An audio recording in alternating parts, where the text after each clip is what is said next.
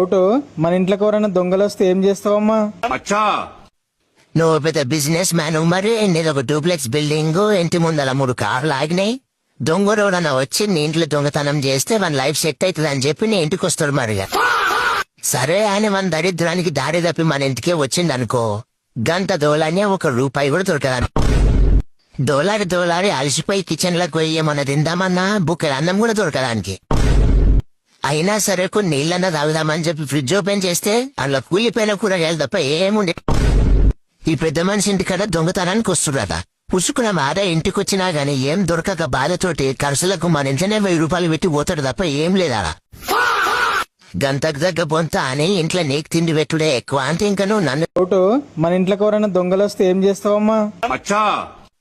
నువ్వు పెద్ద business man మరి నేను ఒక డూప్లెక్స్ బిల్డింగ్ ఇంటి ముందర 3 కార్లు ఆగినాయి. దొంగరోడన్నా వచ్చి నీ ఇంట్లో దొంగతనం చేస్తే మన లైఫ్ సెట్ అవుతుంది అని చెప్పి నీ ఇంటికి వస్తాడు మరిగా. సరే